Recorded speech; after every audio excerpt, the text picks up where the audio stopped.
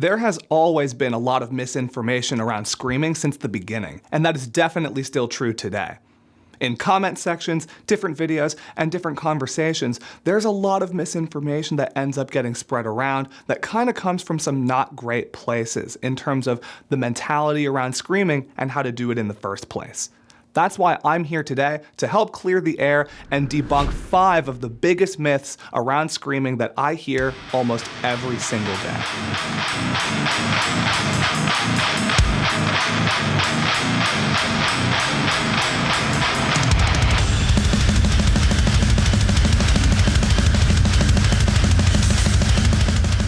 Number 5, screaming should hurt. From the very beginning of screaming, there's always been this kind of tough guy attitude that you need to just muscle your way through screams and that it's supposed to hurt in order to be doing it right. For whatever reason, this pain threshold idea has translated over all the way into today. And even still, when I'm having conversations with new vocalists just starting out, and even people that do this professionally and have been for a long time, there's still this idea that floats around that screaming is supposed to hurt, and that you need to hurt yourself in order to really get these sounds out and do it authentically. And the truth of the matter is that's not the case at all. When it comes to screaming, even though these big, distorted sounds and these blood-curdling screams have a lot of intensity to them, and you would think, at least to the untrained eye and ear, that there's just a lot of pain there because of how exasperated and intense it sounds, it doesn't really need to feel like almost anything at all. Screaming, when done well and in a balanced way, can be an incredibly minimal physical activity. And yes, when we're performing this and doing our thing, there is a lot of intensity that goes behind the delivery of these ideas. But that kind of intensity to the point where it hurts doesn't need to be there at the source just to be able to do this at all. And that kind of more macho, more tough behavior and that kind of idea ends up very negatively affecting the voice and affecting our relationship with this kind of sound very quickly. And that kind of thing is a little more difficult to undo too, if that's something you've been pushing yourself to do for a certain amount of days, months, or years, depending on who you are. So no, screaming does not and should not hurt. Number 4, the voiceless scream. I hear pretty regularly from vocal students about this idea of the voiceless scream, and that in order to make sure screaming is healthy and sustainable, we need to take our voice and the vocal cords out of the equation. And that is the only way to do this. This is something that does get perpetuated to a degree by the greater kind of community of coaching that now exists around screaming, which I'm so stoked to be a part of, and I'm so glad that this exists. But this idea of a voiceless scream, although it's possible, is definitely not the only option, and doesn't necessarily mean a scream is safer. And there's a whole host of reasons as to why. Here on our channel, you've seen me talk a lot about the different types of screams, including false chord, yeah, and fry screams, yeah! And the important thing with both of those is your regular voice is involved in the production of that sound in order to allow it to live to its fullest potential. Another thing to think about, just because taking your voice out of a scream is of course possible, on average, that doesn't necessarily mean that that's what every individual vocalist wants out of themselves. Here on our channel, you've seen me talk a lot about false chord screaming, yeah, and fry screams, yeah, and how to be able to get the most out of them. And something I talk about a lot is allowing your regular voice to be a part of these sounds so that all of the fullness and the strength and the endurance and the overall health of your regular voice gets injected into the scream and benefits it in all the same ways that your singing and your speaking do as well. Can we take the voice out of those things? Yes, of course we can.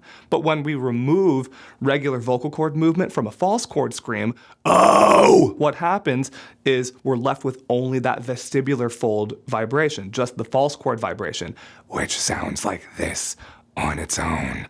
And you can hear how much air is escaping through, and that there really isn't as much intensity or fullness as when I add my regular voice into that equation.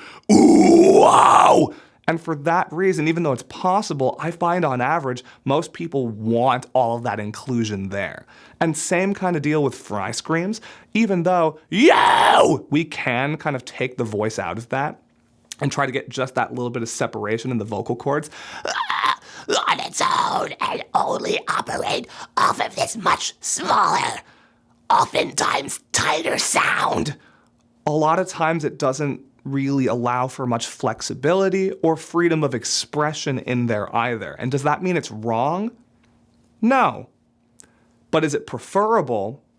On average, I don't think so. And that's why being able to add your voice in a safe and responsible way is so crucial for allowing a fry scream to go from that much smaller, more traditional sound and grow and expand into something more expressive that's able to more so follow what we want it to do because of that vocal cord inclusion in its entirety. So with that being said, a scream does not need to be voiceless. If that's something that you want to do for yourself, that's great as long as you understand that you're going to need to balance it very carefully so that that doesn't irritate things further.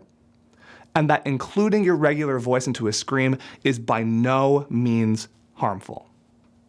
Number 3, cupping the mic makes you sound better. Here's a painful truth.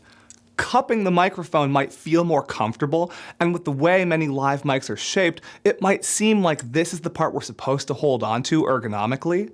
But the fact of the matter is that cupping the mic does not make you sound better. What's happening to what we're hearing when we're doing that is we are magnifying all of that sound that's going in and concentrating it onto a point. Sound is getting captured around a microphone, at least a live microphone like this, in kind of a circular pattern around it like this. And when we're vocalizing into it, and doing our thing, that sound is getting captured because of how directional this is and getting processed from analog sound into electrical that people are then able to do stuff with, manipulate, and then send out speakers so that everyone can hear it. When we cup this, we are interrupting a lot of the flow and causing all that sound to get ultra concentrated in here, which creates a pretty big spike. And that creates a lot of disruption in the sound, a lot of interference, a lot of the sound depending on how you're cupping the thing. I know a lot of people that do the double cup, it kind of bounces around a lot in there and makes it so this echo chamber creates so much almost static and interference that it seems like it's enhancing the sound and saturating it in a positive way. But that's entirely dependent on who is on the other side of that signal making sure you still sound good. The front of house engineer, the person doing all of the sound teching for you that day, is having to manipulate your sound a lot and take things away from it if you're cupping a lot to make sure that all that interference isn't having too negative an effect on everything that you're doing. So you have to shave off a lot of that important sound that you're making and a lot of that work that you're doing to do it just because of the hands being in that place on this piece of equipment. The other big thing that happens, like I mentioned, that big spike, is you're very, very likely to get feedback. And in order to avoid that, your signal's having to be turned down, weakened, and then diminished dramatically again at that soundboard to make sure that you don't overwhelm and overload the system. And when we're doing our thing and cupping it, it might temporarily boost the volume in the stage monitors or in your in-ear monitors, or if you're someone using those. For all of these reasons, cupping the microphone does not make you sound better. If anything, when you take that hand off of that spot and hold it more down the handle where you need to, if you take the time to get comfortable with this and get used to that feeling, because I know and had to train this out of myself, that holding the microphone this way gets very comfortable after a while. You'll notice that way more of your sound is getting captured, your mic technique will get better as you start to get into the swing of things with this, and the sound that you're getting both monitoring-wise and out of the main speakers for the PA that the audience is hearing is going to be so much better because all that fullness and all that work that you're actually doing to create the vocal is actually being heard. Some microphones are better at rejecting feedback than others, so they're just less likely to do it.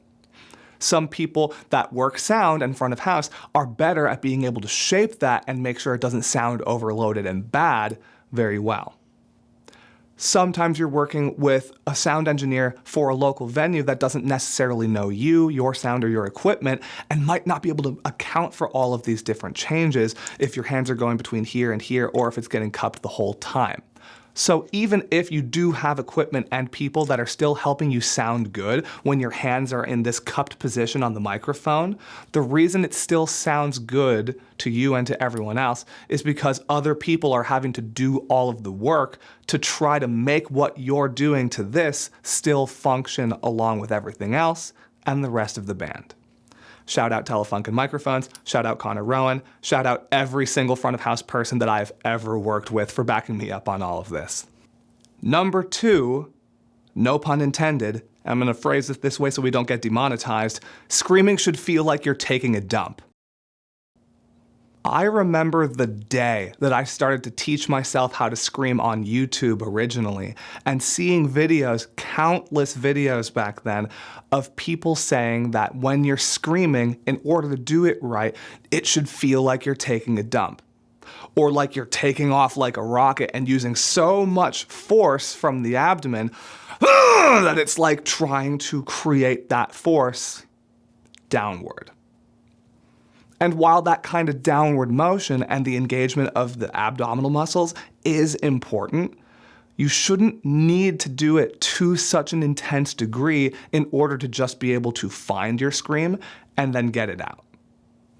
A lot of this kind of conversation has led to a lot of people having very intense, just tension issues around screaming and execution issues in terms of how much they're overexerting themselves. If you put a hand on your stomach with your thumb roughly around where your belly button is, and try to get someone's attention from a distance per se, instead of just talking close range, yo, trying to do that a little more long range, yo, you'll feel that there's a slight difference here in the abdomen in terms of the intensity that we're using. It's not that big a night and day difference. It's not like we're suddenly squeezing as hard as we can in order just to be able to communicate. But it's that subtle rise in energy and strength that we can use to be able to get a lower level fry sound and project that into the fry scream that we know and love. And same thing for a false chord that sounds like it's maybe a little subdued, a little too watered down, and add intensity to that from the support that we're using to generate it in the first place.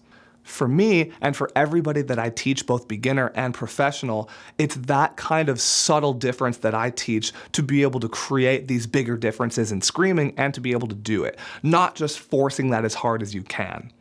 And this can be subtle to the point where that movement of the abdomen is more so going to feel like your belly button is getting subtly pulled back into your spine, not like you're trying to squeeze as hard as you can or taking a dump either. And I was going to be done with that point, but I forgot to mention, if you're having to use that much force for certain bodily functions, that's not great either, and that's a conversation that you should have with a medical professional. At least that's my opinion. And the number one myth that I still hear constantly is that you have to figure out screaming on your own. All of these different tough guy ideas surrounding screaming have kind of created a bit of a lone wolf mentality when it comes both to learning how to scream and developing it and bettering yourself. For whatever reason, this mentality has been adopted over the years that you're supposed to figure all this out on your own, that asking for help isn't cool, or you shouldn't need to ask for help. And if you do need to, then that's your fault and you're doing something wrong, and you should feel bad about that. The expectation that we're supposed to be able to just do these things and entirely within ourselves figure it out doesn't really make any sense. Screaming, when done well and in a balanced way, as I like to teach here for you all, can be simple once we clear the runway of obstacles. But unless you have someone else there helping to define these things and magnify them and identify them with you, or without doing research yourself, screaming is a very complex art form and a very complex physical task. And it's so easy to travel down the wrong path for too long and end up hurting yourself or doing damage in other ways too. There's nothing wrong with asking for help. There's nothing wrong with doing your own research around screaming. And especially, there's nothing wrong with taking all of the information in that you can and putting together something that makes the most sense for you and your voice. These are all the things that I like to keep in mind here at Extreme Vocal Institute when I'm teaching people one-on-one, when we're building videos like this for all of you here on our YouTube channel, and in our fully immersive and fully updated, by the way, online program called EVI Now, where we have tons of courses, warm-ups, and more for you all to follow along with and learn with me to be able to advance your screaming all the way to the top. I can't tell you how many times I've had someone come to me to learn screaming for the first time, and they've said, oh, I've wanted to do this for so long, or I've been really hesitant to reach out because when I tried it on my own and I didn't get it, I felt like I just had to tough it out on my own and that I couldn't ask anybody for help because I'm not supposed to. I don't hear this now nearly as much as I did even a few years ago, and I'm very proud and thankful to have played any part in helping to really change the entire social, public viewpoint on the way that screaming is supposed to be learned, and what is kind of cool or not cool to do. And getting help can do so much for you and your voice, and even looking up a couple videos, doing research, having conversations like this can make all the difference in the world to getting you from A to B and becoming the vocalist that you want to be as well. If you're just starting out learning how to scream, or even if you've been doing this for a while, and there are certain elements about what you've heard or what people have said to you that sounds a little fishy, question it. Let yourself question it. Think about it. Think about the language. Think about where is the information coming from. Who told you that? Where did they get that information from? Trace that back, and if something seems fishy or if something seems overly focused on just force and toughing it out, you'll notice that that information doesn't really come from anywhere other than just trying to be the tough guy. And you don't need to be that person in order to be an incredible vocalist. And that's the biggest thing that I hope you take away from this video today.